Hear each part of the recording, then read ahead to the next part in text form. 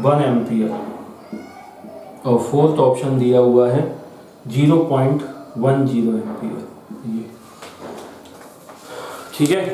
तो देखो ये पीएन जंक्शन है, पीएन जंक्शन है, इसमें P का वोल्टेज है -4 और N का वोल्टेज है -1। -1 और -4 में कौन बड़ा होता है? Answer is -1। मतलब N रीजन का पोटेंशियल हाई है as compare to P region, मतलब ये रिवर्स बायस का सर्किट है। कैसा है? Reverse bias. और रिवर्स बायस में रेजिस्टेंस कैसा होता है? Infinite, very large resistance. तो करंट की वैल्यू क्या होगी? 0। मैंने आपको बताया था कि डायोड को जब सर्किट में लगाते हैं रिवर्स बायस में तो वो ओपन सर्किट की तरह, ओपन की तरह बिहेव करता है। तो ये ओपन की में क्या हो जाएगा? मतलब यहाँ पे ये ओपन की करंट को फ्लो ही नहीं होने देगा क्योंकि रिवर्स बायसिंग में लगा हुआ। फॉरवर्ड बायसिंग में होता तो ये लगभग 0 रेजिस्टेंस ऑफर करता, करंट फ्लो फिर होता। ठीक है। तो करंट को क्या लिखते हैं अपन? I = V/R। तो पोटेंशियल डिफरेंस लिख लेते हैं यहाँ से, दिस माइनस दिस, और R अपने को दिया हुआ था। समझ गए ना? इसको नोट कर लो अच्छे से।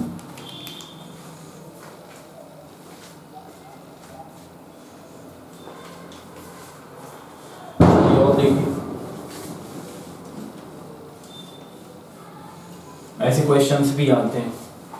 देखिए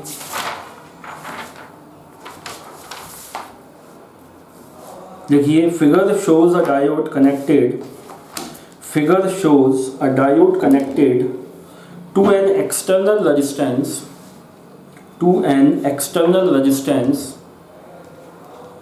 and an EMF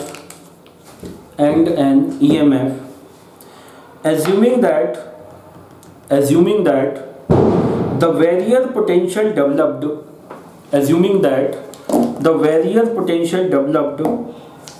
in diode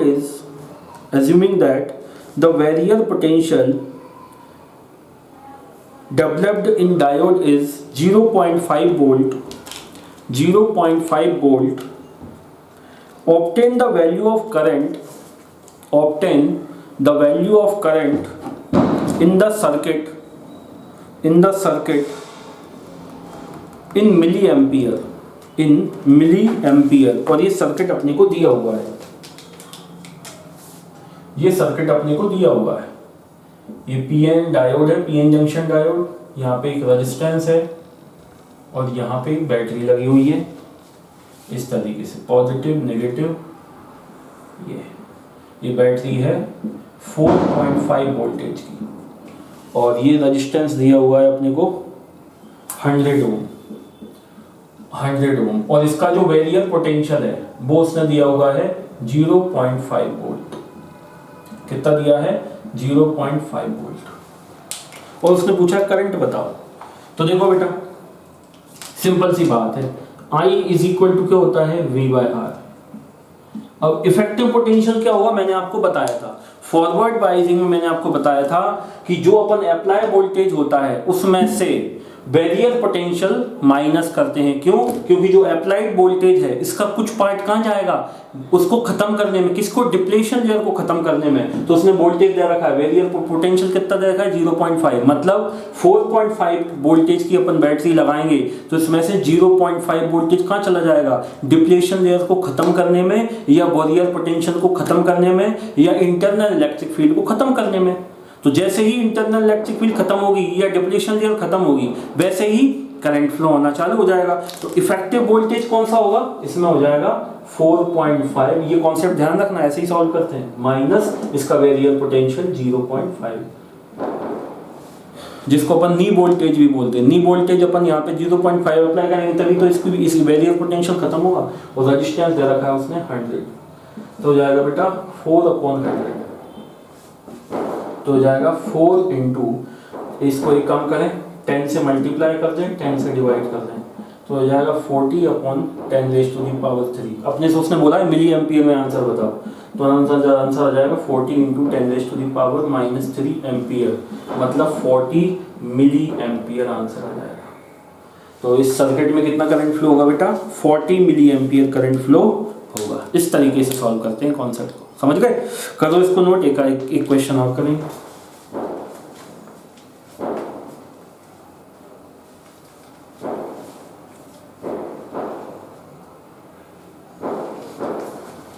अच्छा, एक चीज़ मैं आपसे बोलना चाह रहा था बेटा, ये जो टेस्ट है इसमें बीच में जैसे मैं वाई आया था तो मेरी 2-3 दिन थोड़े से डिस्टर्ब हो गए थे, उस टाइम वीडियो नहीं बन पाए थे, तो उससे थोड़ा सा कैलकुलेशन थोड़ी सी गड़बड़ हुई है। तो जो टेस्ट का आपका सिलेबस है उसमें SHM भी दिया हुआ है, सिंपल हार्मोनिक मोशन या ऑसिलेशन, है ना, वो टॉपिक दिया हुआ है। हो सकता है वो टॉपिक स्टार्ट ना हो पाए या स्टार्ट हो जाएगा आपके टेस्ट के पहले, तो एक आध लेक्चर ही हो पाएगा, तो उसको आप थोड़ा इग्नोर करना, टेंशन मत लेना, क्योंकि वो अभी पढ़ाया ही नहीं है। तो उसके क्वेश्चन हालांकि कम आएंगे, 1-2 या 3 क्वेश्चन आएंगे ज़्यादा से ज़्यादा, तो उसको आप टेंशन मत लेना दिमाग में, जो पढ़ा हुआ है, जो पढ़ा हुआ आ रहा है उसको अच्छे से सॉल्व करना, ठीक है। इस टेस्ट में थोड़ा सा इस बात को एडजस्ट कर लेना बेटा, ठीक है। वो कैलकुलेशन थोड़ी, क्योंकि चूंकि बाहर से पेपर बनवा के लाते हैं अपन, तो वो पहले प्री प्लान था, तो उसके अकॉर्डिंग पेपर सेट हो गया है, तो उसको चेंज करवाने में थोड़ी सी प्रॉब्लम आती है, इसलिए मैंने आपको बताया। चलिए नेक्स्ट क्वेश्चन करते हैं।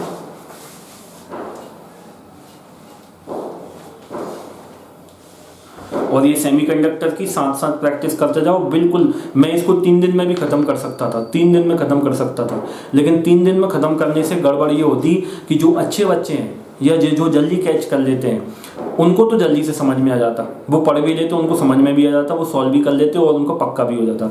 लेकिन जिनको थोड़ा टाइम लगता है कैच करने में, ठीक है, या जो एक्स्ट्रा पढ़ाई नहीं करते, सर ने जो पढ़ा दिया उसी के ऊपर डिपेंड रहते हैं, तो उनको फिर प्रॉब्लम आती। और ये चैप्टर ऐसा है, ईजी है, 3 क्वेश्चन आते हैं, पके पकाए हैं वो 3 क्वेश्चन, तो अगर आपने ढंग से पढ़ लिए इनको, मैंने जैसे पढ़ाया वो पढ़ लिया, प्रैक्टिस कर ली, तो आसानी से 3 क्वेश्चन आपके सॉल्व हो जाएंगे नीट के एग्जाम में, ठीक है ना। इसलिए मैं इसको थोड़ा सा जल्दबाजी नहीं की, मैं सिस्टमेटिक ही पढ़ा रहा हूँ ताकि आप लोगों को, सभी लोगों को समझ में आए अच्छे से, ठीक है ना। चलिए नेक्स्ट क्वेश्चन लिखिए बेटा।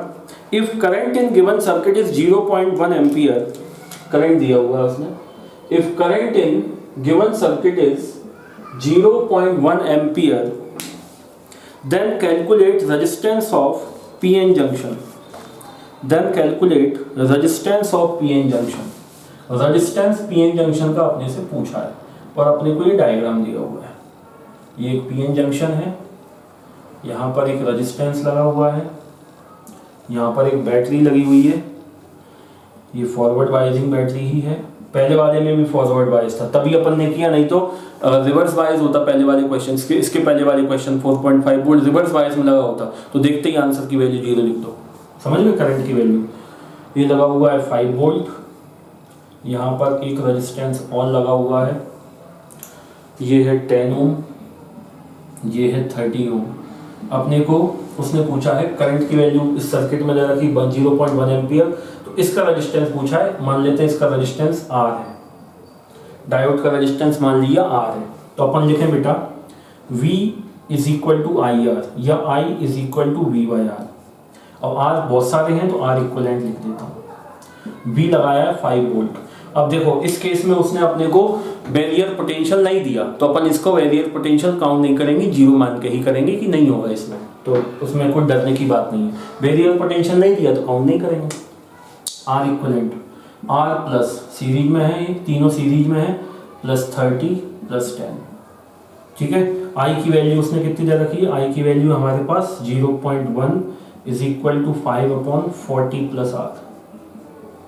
तो इसको सॉल्व कर लो, इसको सॉल्व कर लेंगे तो ये हो जाएगा बेटा, इसको ख़त्म करो, इसको ख़त्म करो, 0 बढ़ा दो तो ये 50 हो जाएगा, तो 50 is equal to 40 plus R, तो हो जाएगा, इसको इधर पहुंचा दो तो R की वैल्यू हो जाएगी 10 ओम।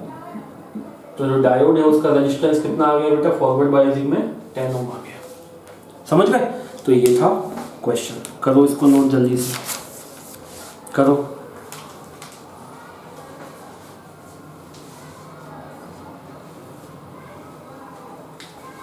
चलिए और देखिए,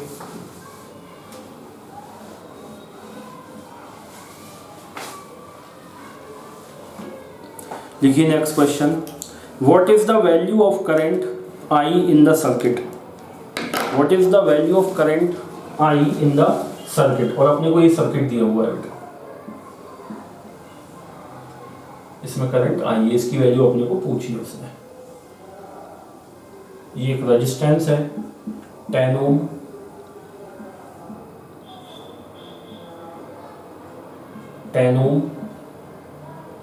डायोड है और उसके साथ साथ एक रेजिस्टेंस भी लगा हुआ है 10 ओम, और इस तरीके से सर्किट है।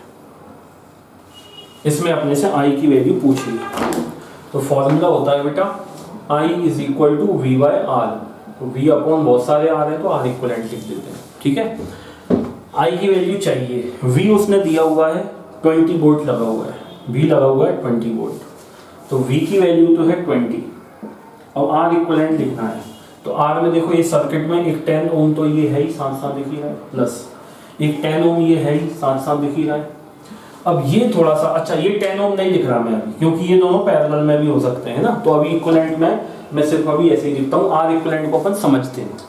ये 10 तो मुझे मालूम है, अब ये 10 ये दोनों अगर पैरेलल होंगे तो इनका 5 हो जाएगा, और वो 5 ये 10 के सीरीज में हो जाएगा, ठीक है। चलो अब देखते हैं। अब ये देखो, ये पॉजिटिव एंड है और ये नेगेटिव एंड है।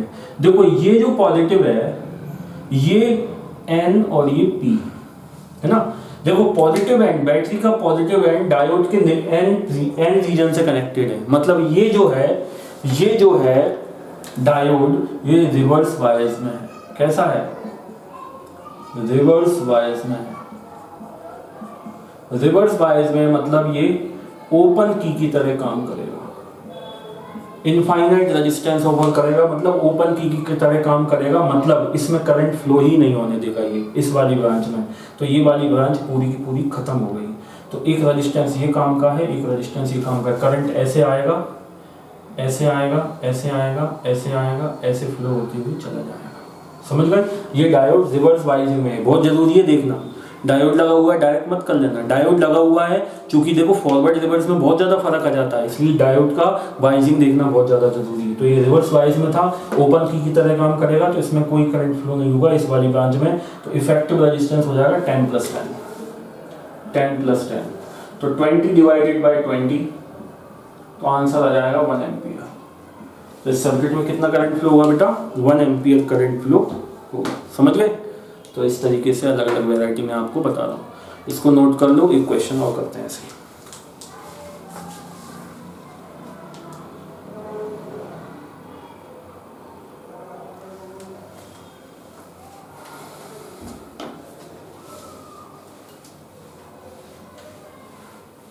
चलिए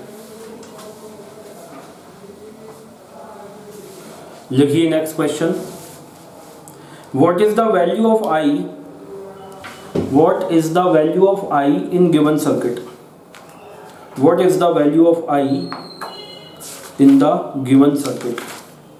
What is the value of I in the given circuit? Circuit ये दिया हुआ है अपने को, एक डायोड दिया हुआ है, इसका बैरियर पोटेंशियल दिया हुआ है। डायोड के ऊपर अगर वोल्टेज लगा हुआ है मतलब वो बैरियर पोटेंशियल दिया हुआ है 0.7 वोल्ट। ये दिया हुआ है सिलिकॉन का बना हुआ है ना, तो सिलिकॉन का बैरियर पोटेंशियल 0.7 ही होता है। और इसके पैरेलल में एक डायोड और लगा हुआ है ऐसे,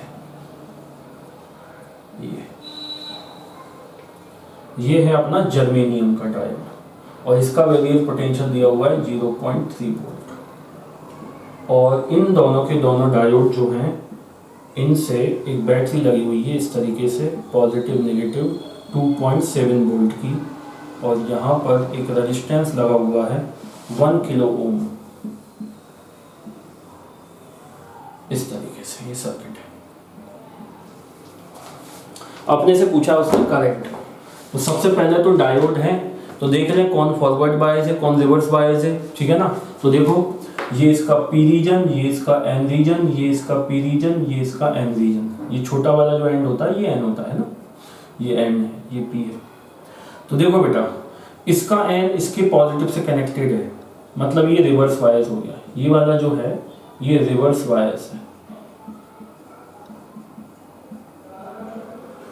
और इसका पी इसके पॉजिटिव से कनेक्टेड है। देखो तो ये जो है ये फॉरवर्ड बायस है, फॉरवर्ड बायस है। तो फॉरवर्ड बायस तो काम करेगा, क्लोज्ड की तरह काम करेगा, ये ओपन की तरह काम करेगा। ये कैसा काम करेगा? ओपन की तरह काम करेगा। और ये कैसा करेगा? क्लोज्ड की तरह काम करेगा।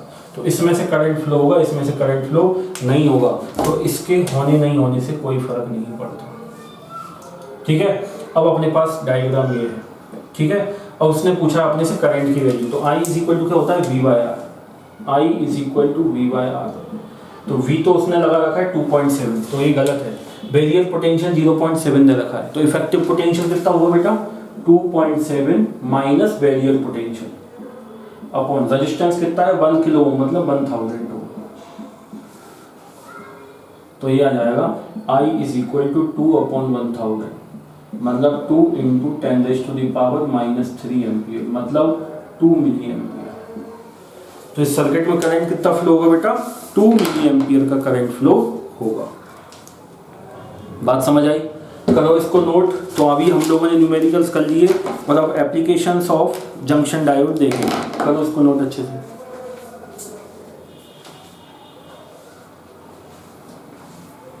चलिए अब लिखिए बेटा आप applications of junction diode. Heading लिखिए applications of junction diode,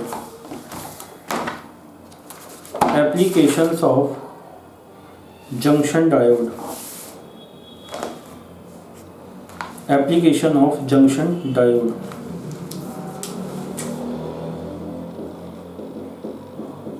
application of junction diode. First application देखो बेटा, as a rectifier, as a PN junction diode, as a rectifier, as a, मैंने आपको बताया था रेक्टिफायर एक डिवाइस होती है छोटी सी, रेक्टिफायर। मैंने आपको बताया था कि जो इन्वर्टर होता है वो, जो एसी होता है, जो इन्वर्टर है वो